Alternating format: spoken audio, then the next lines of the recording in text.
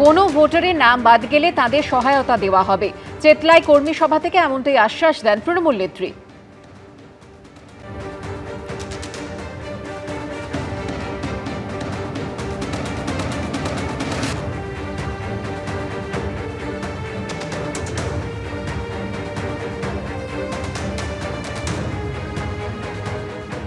আমাদের পরিষ্কার বক্তব্য, এক, কোনো বৈধ ভোটার, জেনুইন ভোটার যেন বাদ না থাকেন। দুই, ইলেকশন কমিশন এই যে নাটক করে বলছেন আইন শৃঙ্খলা অমুক তমুক, দেখুন কাদের বলছেন? আইন শৃঙ্খলা তো ঠিকঠাক ছিল, ভালো ছিল।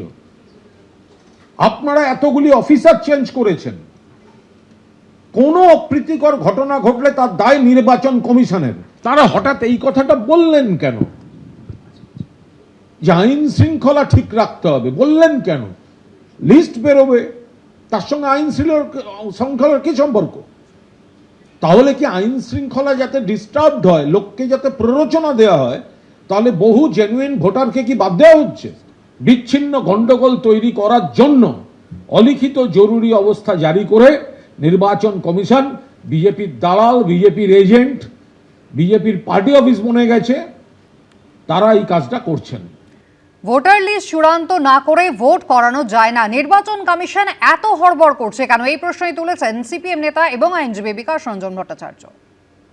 ভোটার লিস্ট চূড়ান্ত না করে ভোট হতে পারে না কেন? প্রত্যেকেরই অধিকার আছে নির্বাচনে অংশগ্রহণ করার।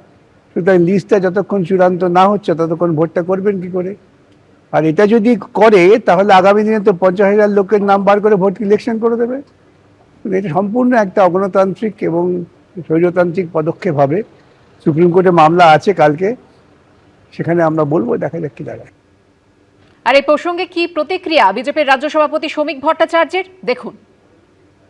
নির্বাচন কমিশনের বিষয় আমাদের অবস্থানে আমরা অনড়। আমরা যে ফর্ম 7 জমা দিয়েছিলাম তার উপরে শুনানি করতে হবে। পুলিশ বেআইনি ভাবে যেটা তারা করতে পারে না, আমাদের কর্মীদের কাছ থেকে ফর্ম 7 কেড়ে নিয়েছিল। আমাদের ফর্ম 7 তৃণমূল কংগ্রেসের কর্মীরা জ্বালিয়ে দিয়েছিল। বিভিন্ন জায়গায় বিডিও অফিস ধ্বংস করেছিল। এমনকি বিএলওদের যে কাছে জমা দেওয়া এআরও আর ইআরওদের কাছে তারা যে ফর্ম 7 গুলো পেয়েছিল সেগুলো তারা রিসিভ করবার পরেও ঠিকঠাক সিস্টেমে আপলোড করেনি। এটাকে শেষ না করে নির্বাচন করা যাবে না। মাঝপথে বলবেন আমি এসআইআর শেষ আর এসআইআর বন্ধ, নির্বাচন হোক, এসব চলবে না। একই সঙ্গে কংগ্রেস নেতা অধীর রঞ্জন চৌধুরী তিনি বলছেন, আগেও তিনি বলেছেন, আবারও তিনি বলছেন যে মমতা বন্দ্যোপাধ্যায় প্রয়োজনে সুপ্রিম কোর্টে যান। যদি মানুষের ভোটাধিকার কেড়ে নেওয়া হয় তাহলে প্রয়োজনে ভোট বয়কট করার দাবি জানান মুখ্যমন্ত্রী। এটা মানে একটা দুঃস্বপ্ন বাংলার মানুষের কাছে, একটা বিরাট অংশের মানুষের কাছে, যে এসআইআর এর নামে এই বাংলায় যেটা হলো বা হচ্ছে সেটা কিন্তু বাংলার বহু মানুষের বৈধ ভোটার দেওয়ার হওয়ার সুবাদে তার যে নাগরিক অধিকার, তার যে ভোট দেওয়ার অধিকার, সেখান থেকে তাকে বঞ্চিত হতে পারে। তাই বাংলার মুখ্যমন্ত্রীকে আমি আগেও বলেছি, আজও বলছি, আপনি সুপ্রিম কোর্ট যান, দরকার হলে আপনি এইভাবে যদি মানুষের ভোটের অধিকার কেড়ে নিয়ে ভোট হয় তাহলে সেই ভোট বয়কট করার আহ্বান জানান। এবিপি আনন্দ, এগিয়ে থাকে, এগিয়ে রাখে।